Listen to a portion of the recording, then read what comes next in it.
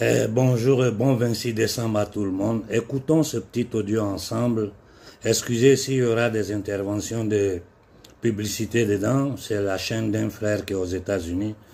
Le vocal vient de m'arriver, je l'ai même partagé.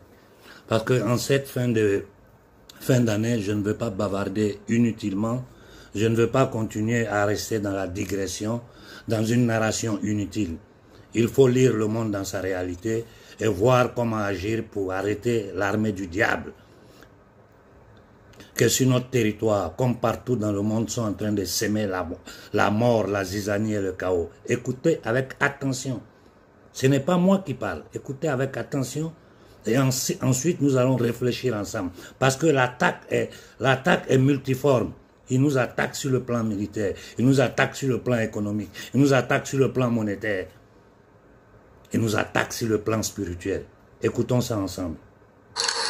Elle consiste, dans un premier temps, comme je l'ai dit, à financer, à équiper, à entraîner et à positionner des mouvements terroristes le long de la frontière de la Confédération.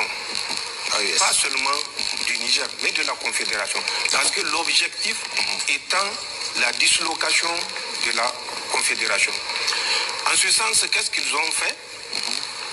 Les Français, avec bien sûr l'accompagnement de l'Union européenne, qui reste, malgré l'évidence, accrochés à la politique meurtrière et folle des autorités françaises, les Français ont positionné déjà le 25, je dis bien le 25, la nuit du 25 au 26 octobre 2023, du matériel dans le bassin du lac Tchad. J'ajoute juste pour préciser les choses que la France n'est qu'un instrument aux mains des marchands de la monnaie, de la dette et de la mort. Ce qu'ils sont en train de faire chez nous, ils sont en train de le faire ici en Occident. Ils ont pris contact avec les terroristes. Ils leur ont proposé, les terroristes de l'aile clan Bakura, avec Abou Oumaima, leur chef, et les terroristes de l'aile Iswap, avec Abou Moussa al-Barnawi comme leader.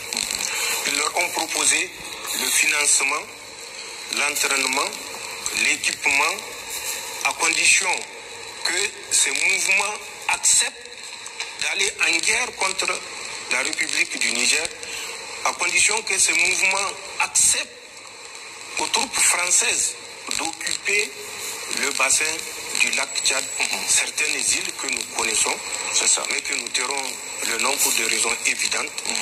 Ils ont fait cette proposition aux deux ailes de l'ancien Boko Haram de Youssouf Mohamed, si vous vous rappelez. Oui. Quand ils ont fait la proposition, la nuit du 25 au 26 octobre 2023, l'aile Bakura a été plus conciliante. L'aile SWAP avait ouvertement dit qu'elle n'est pas prête d'aller avec les Français pour s'attaquer à quelques pays musulmans que ce soit. Leur combat, c'est pour l'islam, selon eux. Mais l'islam, on n'apprend pas au Niger l'islam, bien sûr. Sixième califat, l'islam était introduit au Niger. Pour vous dire, la stratégie utilisée par la France, ce n'est pas le premier contact. Ils ont continué et ont gardé la permanence de contact avec ces mouvements terroristes. Ils sont partis pour créer le mouvement Lakurawa. Ce mouvement Lakurawa qui a fait couler beaucoup d'encre. Mais nous avons, et comme je l'ai dit, Dieu est avec le véridique. Bien sûr. Nous avons eu à travers des opérations spéciales conduites à interpeller des chefs terroristes qui nous ont déclaré tout ce que je viens de vous dire, ce que je veux vous dire. Les Français, en les abordant dans le lit du lac Tchad, avec des responsables nigérians, notamment celui dont j'ai parlé, Ahmed Aboubakar, l'ancien chef Rufai, de l'agence NIA, les Français leur ont proposé d'ouvrir une base dans la région de Sokoto, une base qu'ils ont baptisée Gaba, dans un environnement boisé dans la région de Sokoto. C'est en mars 2024, mars de cette année. Oui, tout à fait, 2024. Ils leur ont proposé, une fois cette base ouverte, c'est de faire la jonction entre l'État islamique au Grand Sahara qui opère au Mali, la jonction avec les éléments terroristes de ISWAP qui sont dans le bassin du lac Tchad. Je dis bien ISWAP, pas Boko Haram, c'est ça, Bakura. Ensuite, il y a une aile terroriste qu'on appelle Ansarou. Quand nous avons eu cette information, nous avons pensé que le Nigeria était le Nigeria.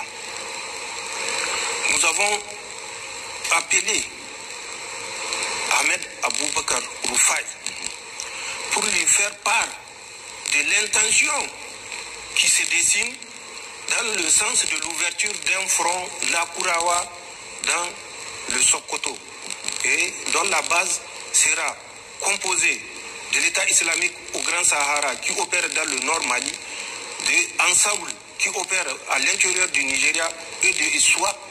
C'est une branche de l'État islamique mais qu'ils appellent la Daoula des îles. Et qui est sous les ordres, comme je l'ai dit, d'un certain Abou Moussa al-Barnawi, qui est le fils de Youssouf Mohamed. Son vrai nom, c'est Habib. Donc, avec les combattants de ces structures-là, voilà l'intention que la France a d'ouvrir un autre front. Nous l'avons fait parce que nous avions pensé que le Nigeria était sincèrement engagé dans la lutte antiterroriste. Nous avons permis aux agents nigérians de prendre contact avec les terroristes que nous avons arrêtés, les chefs terroristes des émirs. C'est pas un, c'est pas deux, c'est pas trois, qui nous ont tous rapporté la même chose. Nous l'avons appelé, son équipe est venue.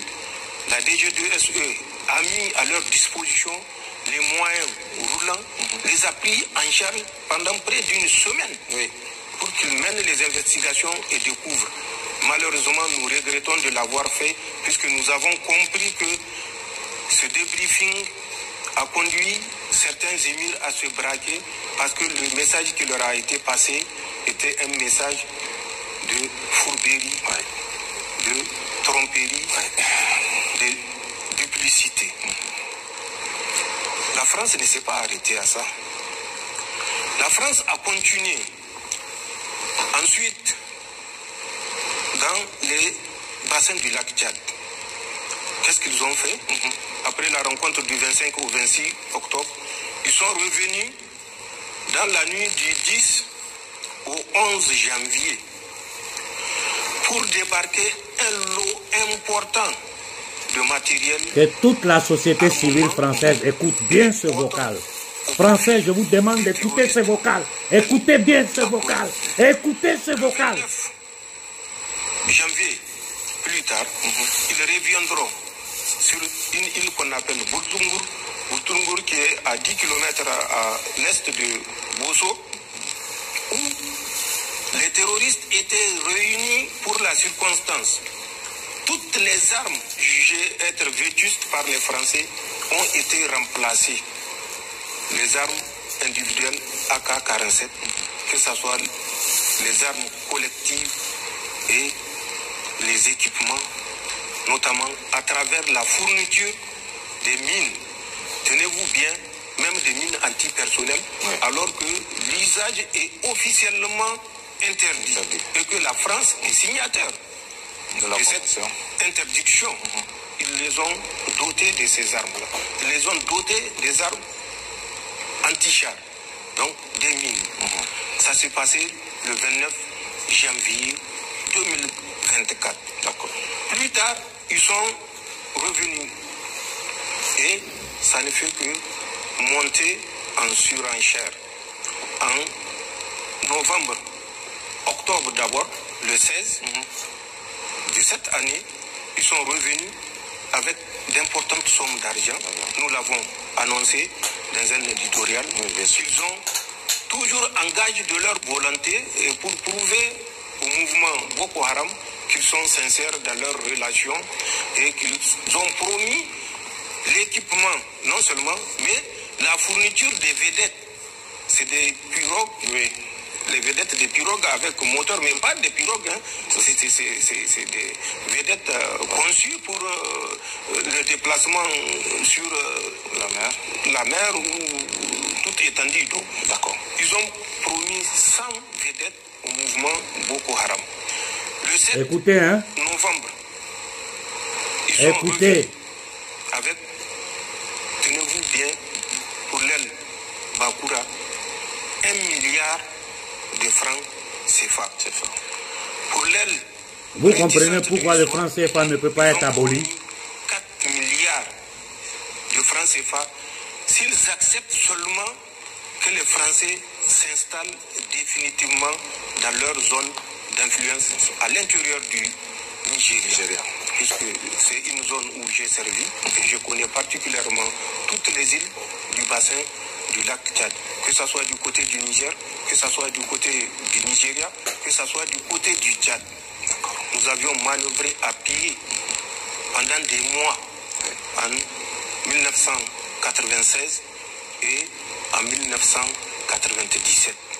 Donc c'est une zone que je connais parfaitement.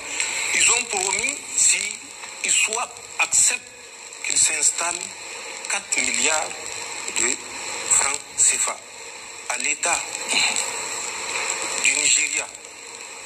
Ils ont promis une somme. Je laisse le monopole au président Tinubu de dire combien les Français lui ont proposé pour s'installer dans l'État du Borno. D'accord. C'est pas fini. Tinubu, un agent de la CIA. Ont mobilisé les terroristes et quand ils étaient arrivés en décembre là, notoire trafiquant de drogue internationale. Voilà ce qui s'est passé.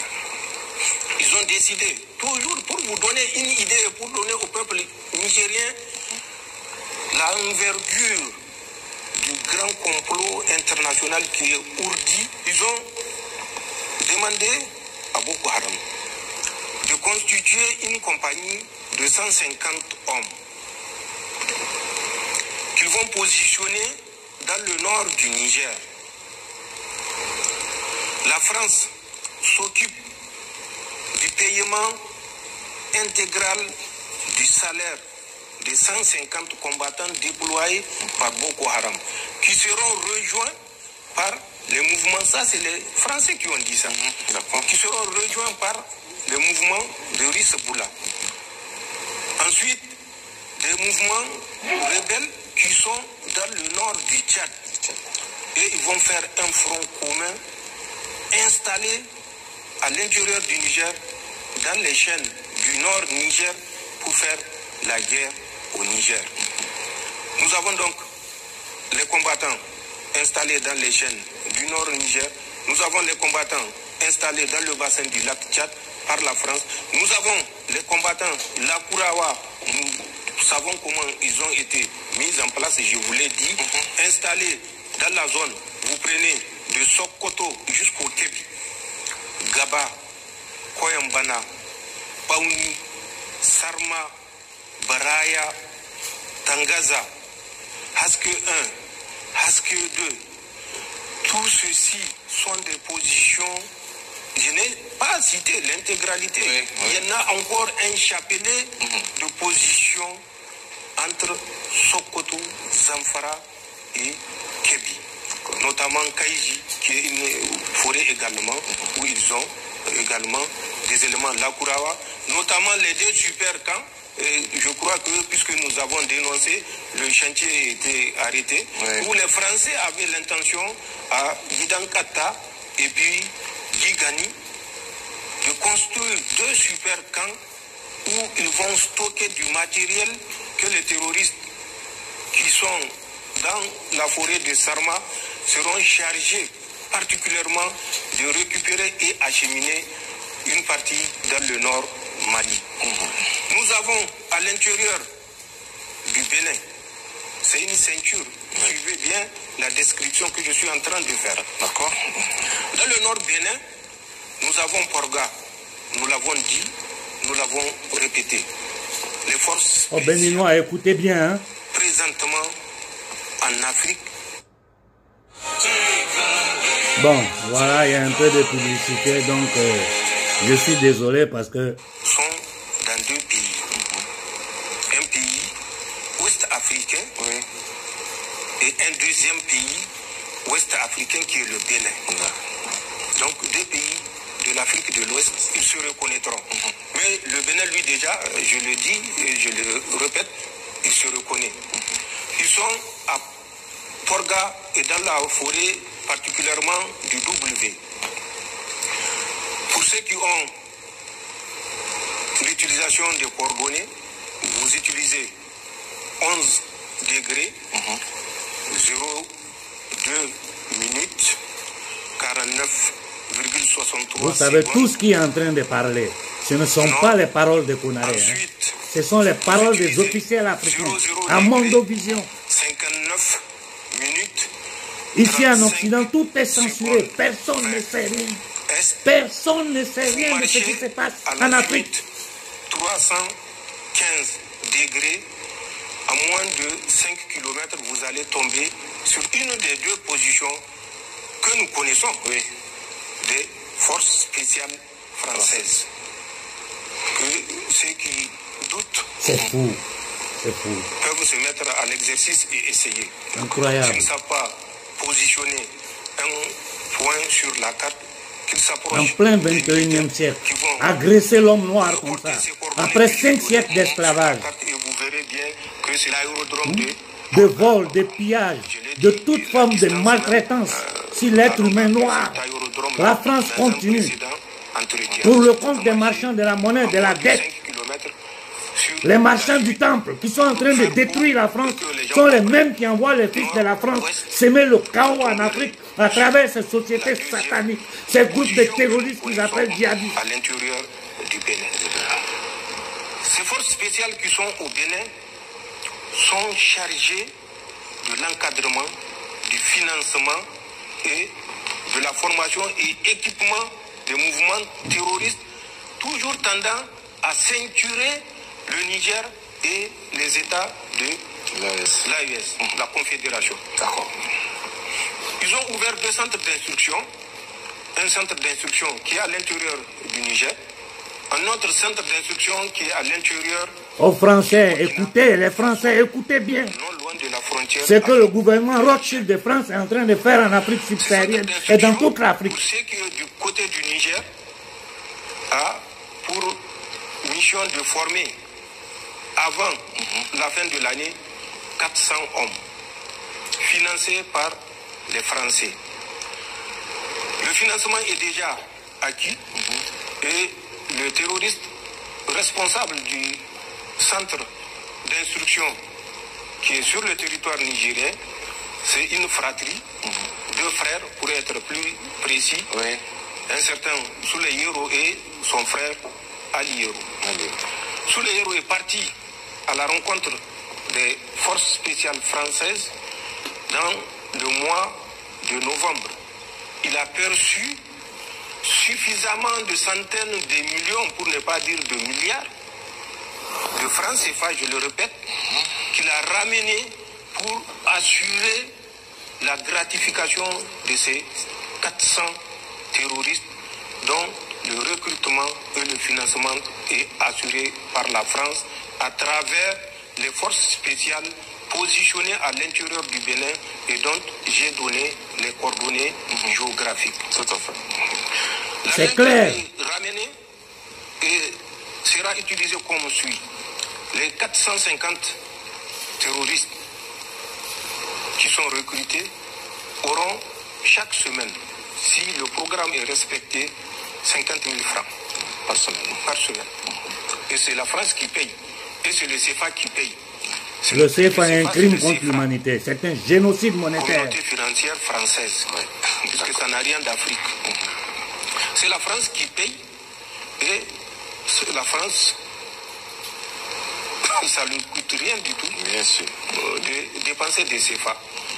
Le centre d'instruction du Burkina, incroyable mais vrai, nous n'avons pas certes, en plein 21e siècle, bénéficiera des mêmes avantages que le centre d'instruction qui est basé sur notre territoire. Mais avant, il est important de le rappeler, en mai, première quinzaine du mois de mai 2024, les Français avaient à un certain moment fait courir la rumeur, le temps de se rendre compte que c'est une bourde, et ils se sont tués. Ils avaient annoncé, à travers toujours leurs médias maléfiques, que les autorités nigériennes, du Niger, nigériennes, pas nigériennes, bien sûr, nigériennes, auraient envoyé des terroristes à l'intérieur du Bénin pour kidnapper des Occidentaux. Précisément un Canadien et puis un Danois. Ils se sont rendus compte un Canadien, un Danois, l'Occident collectif, gouverné par les marchands de la monnaie. Eux-mêmes. Maintenant, pour faire avaler le bois aux Africains, c'est le voleur qui crie au voleur. Ils se sont rendus compte que ça ne les sert pas et nous avons suivi ces deux otages entre parenthèses, l'évolution, je l'ai dit lors d'un entretien précédent, également de ces deux otages sur le terrain. Ces deux otages ont été mis à la disposition d'un certain Jafar Dukou, qui est émir. Ces deux otages, entre parenthèses, avaient pour but de former dès lors les mouvements terroristes. Je vous parle de mai 2024. Quand ils ont fini la formation sur la position de Jafar Dukou, alias Abou Mahmoud, ils ont été récupérés par un certain Sombo Doktoro qui n'est autre que le gendre de ce Jafar Dukou, accompagné d'un certain Habib Djoul, je le répète, je l'ai déjà dit. Ils les ont récupérés, ils les ont ramenés toujours du côté du Burkina, dans la ville de Déou. Nous suivons leur mouvement, nous étions informés au jour le jour de leur mouvement, au jour le jour de ce qu'ils dispensent comme cours au profit des terroristes et au jour le jour de la progression de leur macabre plan. La boucle n'est pas bouclée pour les Français. En Côte d'Ivoire, en août 2024, le 6 août précisément, les anciens Nigériens, ils sont des anciens Nigériens, vous dites? Oui, des anciens Nigériens. Vous avez suivi la déchéance de leur nationalité. Je reviendrai là-dessus sur certains experts qui polémiquent sur cette déchéance de nationalité. Donc, ont été convoqués à une réunion à Abidjan. 8 représentants. Écoutez, écoutez bien. Nigériens, des fuyards nigériens étaient arrivés à Abidjan le 6 août. Ce n'est pas Konaré qui parle. La rencontre qui devait avoir lieu le 8 du mois d'août était une rencontre de haut niveau. Elle s'est tenue à Jacquesville, c'est toujours non loin d'Abidjan, en Côte d'Ivoire. Pour les autres de moindre importance, ils ont participé à la rencontre du 7. Mais la rencontre du 8, un ex-général avait participé pour représenter le Niger, bien sûr, en présence de la France et d'une autre puissance. Et au cours de cette rencontre, il a été décidé de former, avant la fin de l'année 2024, des troupes qui vont être utilisées pour déstabiliser les pays de la Confédération. Cette formation aura lieu du 2 octobre au 15 novembre au 43e BIMA, le fameux camp que les Français auraient remis généreusement, sans tambour ni trompette, aux Ivoiriens. Oui. La formation s'est tenue dans ce camp et effectivement, une centaine d'agents subversifs ont été formés dans ce camp. Écoutez, hein. Pour camoufler le recrutement de cette centaine d'agents subversifs, ils ont été associés à des forces spéciales ivoiriennes. Ils ont été associés à la garde républicaine ivoirienne. Ils ont été associés à la sécurité du président de la République de Côte d'Ivoire. Ils ont été associés au bataillon du commandement et de soutien ivoirien. Ce sont ces 4 formations ivoiriennes plus la 5e formation de la Confédération, comprenez bien ce que je veux dire, qui ont pris part à cette formation au 43e BIMA du 2 octobre au 15 novembre, soit 6 semaines de formation. Pour qu'ils comprennent que ce que nous disons n'est pas juste de la fabulation, le contenu de la formation était essentiellement sur l'utilisation de 3 types d'armes, notamment le FAMAS qui est français, un type d'arme que nous n'utilisons plus, mais qu'ils ont modifié, qu'on appelle l'arme automatique modèle 52, à laquelle ils ont adapté une lunette de tir. Ensuite, bien sûr, le AK-47 pour faire bien pour la force destinée à la Confédération. C'est ça. Puisque si elle opère sur notre territoire avec des FAMAS, ça peut éveiller des soupçons.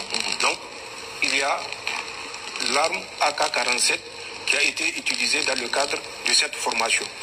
C'était une formation intense sur le service de l'arme, sur des séances de tir dans toutes les conditions, sur le combat en milieu urbain. Suivez bien ce que j'ai dit. Oui. Le combat en milieu urbain. Écoutez bien. La reconnaissance des résidences des VIP, sur la prise d'otages, enlèvement. Oui. J'ai dit bien prise d'otages, enlèvement. Des forces ont été formées et entraînées pendant 6 semaines à ce métier par les forces spéciales françaises. Écoutez, hein. Les instructeurs étaient 11. Oui. 6 étaient venus de la métropole et 5 étaient des instructeurs du 43e BIMA. Sur les 5 instructeurs du 43e BIMA, il y avait des Ivoiriens d'origine, mais qui ont la nationalité française, qui sont des instructeurs au nom de la France, puisqu'ils sont des Français. Tout à fait. C'est la boucle de l'encerclement, non seulement du Niger, mais de la Confédération. Bon, j'arrête le discours là parce que c'est pas la peine de continuer. Je crois que vous avez compris l'essentiel de ces déclarations. Mais ce qu'il faut que nous comprenions, parce que moi, comme j'ai toujours dit, nous ne sommes plus dans le temps des bavardages inutiles. Nous sommes dans le temps des actions. Nous sommes dans le temps des réponses. Nous avons vu le Mali aller au Conseil de sécurité des Nations Unies avec des preuves. Le résultat est sous nos yeux. Censure totale, personne n'en parle. Tout l'Occident boycotte. Tout l'Occident. L'Union européenne fait semblant de ne... C'est-à-dire, on ne parle même pas de la souffrance, du massacre, du vol, du pillage de l'homme noir depuis des siècles, qui continue aujourd'hui en plein 21e siècle, aux yeux, au sud de tout le monde. Et tout l'Occident se tait. Parce que l'Occident est gouverné par la communauté organisée. C'est sataniste. La mafia khazare. Je répète, la mafia khazare. Le pouvoir atlantico-sioniste. Propriétaire de la monnaie. ceux qui endettent le monde entier, qui ont endetté toute l'humanité à travers la Banque mondiale et le Fonds monétaire international, qui sont des instruments de destruction des masses et de soumission des peuples. Je reviendrai sur le Fonds monétaire et la Banque mondiale en ce début d'année, parce que j'entends des choses au Burkina, au Mali, au Niger. Ça ne va pas se passer. Cette attaque que nous sommes en train de subir est une attaque à 360 degrés sur tous les pans de la société. Une attaque sur le plan spirituel, en essayant de détruire notre jeunesse avec ces bêtises de walk, de trans, de tout ça. Une attaque sur le plan économique, en nous imposant des sanctions, des embargos. Ils sont en train d'affamer notre peuple. Une attaque perpétuelle qui existe depuis 1945 avec le franc CFA, qui est un génocide monétaire, qui est une arme de destruction des masses, qui est un crime contre l'humanité. Et en finalité, l'attaque militaire à travers les armées informelles de la CIA, la DGSE et du MI6, parce que ces trois services secrets-là sont sous le contrôle des gouvernements Rothschild de France, d'Angleterre et des États-Unis. Ces banquiers ashkénazes et leurs associés anglo-saxons, dans toutes leurs sfumatures, qui gouvernent ce monde à travers le mensonge, à travers leurs médias, le cinéma, la manipulation mentale, toutes les structures qu'ils ont créées, que nous connaissons aujourd'hui, je ne peux pas rentrer dans les détails, il faut des jours pour mettre tout ça en détail. Mais aujourd'hui, ça est sous nos yeux. Combien de morts l'Afrique a connu à cause de ces terroristes-là, ces 15 dernières années? Combien de souffrances nous sommes en train de vivre? On n'a même pas d'eau. On n'a pas de courant. On n'a pas de nourriture. Nos enfants sont dans les bateaux. Nous sommes humiliés partout dans le monde. Et ces mêmes pouvoirs sataniques-là sont en train de surfer sur l'immigration ici en Europe pour essayer de démoniser encore l'homme noir, comme ils l'ont fait. Pour la première fois à travers un pape en 1454 qui a autorisé la mise en esclavage des Noirs, avec le code noir de Napoléon, qui équiparait l'homme noir à une chaise, à un paquet de cigarettes. Et depuis la fin de la Seconde Guerre mondiale, avec les institutions et Bretton Woods, ils ont tenu l'Afrique dans la misère, dans la faim. Et au début des années 90, ils sont arrivés avec les ajustements structurels, encore du Fonds monétaire international, pour piller toutes nos industries naissantes, prendre le contrôle, privatiser tout, nous tenir dans la pauvreté totale. Et aujourd'hui, nous sommes attaqués par des soi-disant djihadistes. Vous voyez une différence entre ce qui s'est passé en Syrie et ce qui est en train de se passer dans le Sahel et en Afrique centrale? Il n'y a aucune différence. La forma mentis est la même. La stratégie est la même. Et nous, qu'est-ce que nous allons faire? Qu'est-ce que nous allons faire? Nous avons sacrifié notre vie pour la dignité de l'homme noir, pour la libération de l'homme noir qui est encore en esclavage. Nous allons nous asseoir dans le groupe WhatsApp à écouter les fake leaders de la maçonnerie à qui les gens donnent de l'espace parce qu'ils les ont préparés. Au cas où ça va aller mal, ils vont les mettre là pour continuer, mais ils n'iront nulle part. Ceux de qui je parle, ils savent bien que je parle d'eux, même si je ne dis pas leur nom. Avec les avocats petits francs-maçons d'origine de la communauté qui pensent que les Africains sont encore idiots pour ne pas comprendre les choses. Tout ce que nous disons est vérifiable et vérifié. Il faut de l'action. Il faut de l'action. Et nous n'avons pas besoin de violence, comme je vous répète depuis 10 ans. Notre nombre est notre force. Il faut nous préparer. J'ai fait ce discours 3 ans en arrière, 4 ans en arrière. L'année dernière, j'ai fait le même discours. Cette fin d'année, je suis en train de faire le même discours. Tant que nous ne prendrons pas de façon simultanée les ambassades de France, d'Angleterre et des États-Unis, rien ne s'arrêtera pas en Afrique. Surtout la France et les États-Unis. Il faut que nous prenions ces ambassades. Je répète, il faut organiser notre jeunesse à foncer sur les ambassades de France et des États-Unis.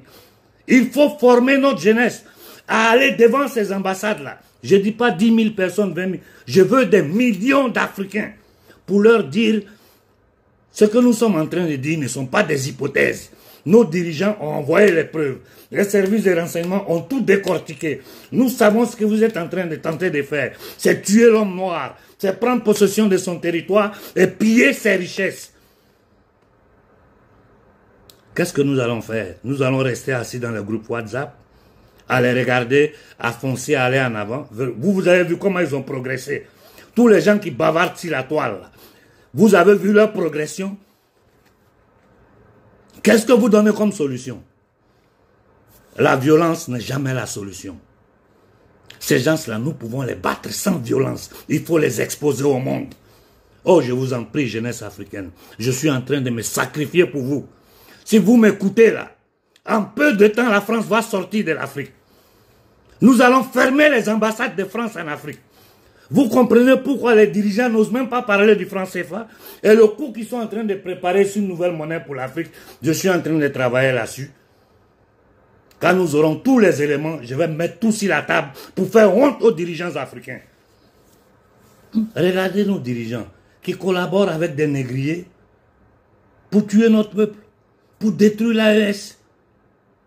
Tu regardes du côté d'Afrique centrale, tu vois les politiciens tous des minables, des corrompus, hein, des militaires qui n'ont aucune dignité, qui n'ont aucune conscience de la condition de l'homme noir. Ils sont bloqués dans du matériel, dans du superficiel, dans l'ignorance. Mais des dirigeants qui font des sacrifices humains, vous pensez qu'ils peuvent avoir pitié de leur peuple? Ce n'est pas possible.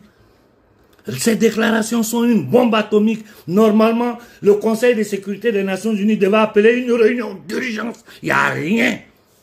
Il n'y aura rien. Si nous, Africains, nous ne nous mettons pas sur pied pour arrêter ça. Regardez comme ils sont en train de détruire le monde. Comment ils ont détruit le monde, les États-Unis d'Amérique.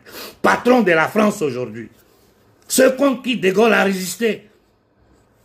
Mai 68 contre De Gaulle, c'est eux qui étaient derrière. Parce qu'il fallait soumettre la France à la fin de la Seconde Guerre mondiale. Ils ne sont pas venus pour sauver la France. De Gaulle n'est pas l'ami de l'Afrique.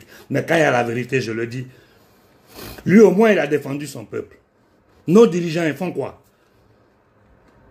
Nos dirigeants en Afrique, ils font quoi? Si ce n'est pas voler les miettes qu'on les laisse, la corruption partout, des prostituées qui... Non, mais c'est pas possible. C'est votre destin qui est en jeu, fils d'Afrique. Organisons-nous, préparons-nous pour attaquer la France et les États-Unis. Je n'oublie pas l'Angleterre, hein. Je n'oublie pas l'Angleterre. Parce que l'Amérique n'est que le bras armé de ceux qui gouvernent l'Angleterre. Ceux qui gouvernent l'Angleterre, c'est leur sang qui est aux États-Unis. C'est la continuité. Et comment ils ont fait pour prendre contrôle des États-Unis? Nous savons, l'histoire nous a tout expliqué. Il faut passer au combat. Jeunesse africaine, cette année-là doit être l'année de l'humiliation de la France des États-Unis à échelle internationale. Sinon, nous allons finir pire que la Syrie, pire que l'Irak, pire que la Libye. Ces gens-là ne nous considèrent pas comme des êtres humains. Ils ne nous considèrent pas comme des êtres humains. Il faut faire attention à tout ce qui représente l'Occident en Afrique. À commencer par l'Église catholique qui est une organisation de criminels. Les églises protestantes qui sont en train de pulluler partout en Afrique. Ces djihadistes islamistes, à travers les religions, ils arrivent à semer le chaos, la zizanie. Les ONG occidentales doivent quitter le territoire africain. Parce que c'est le bras allongé des services secrets. Et voyez comme nous sommes, tout ce que je suis en train de subir, procès, attaques, on m'empêche d'ouvrir les comptes pour créer des assos. Ils sont en train de nous mettre la pression dessus. Essayez d'étouffer notre voix à travers les algorithmes. Faites tout pour ne pas nous faire entendre. Parce qu'ils ont compris qu'il y a une partie du monde panafricain qui a compris l'essentiel. Que notre ennemi, ce n'est pas les citoyens lambda français. Notre ennemi, c'est le gouvernement Rothschild qui gouverne la France, l'Occident collectif et les États-Unis d'Amérique. Et nous allons les affronter cette année. Vous allez vous lever, que ça vous plaise ou pas. C'est une question de survie. Sinon, ça sera notre fin. Ils ont exterminé des peuples. Hein. Rappelez-vous, ils ont exterminé des peuples. Il y a des peuples qui n'existent plus.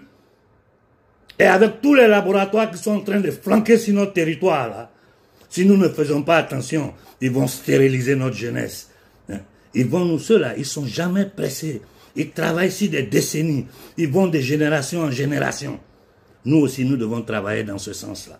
Nous devons nous organiser et nous devons les affronter sur notre territoire. Nous devons les affronter sur notre territoire. Ce qu'ils font au Moyen-Orient, ils ne peuvent pas faire ça en Afrique noire. C'est trop honteux pour eux. Parce qu'ils voient 50 millions de Noirs aux États-Unis sont des descendants d'esclaves. Bon après-midi à tout le monde.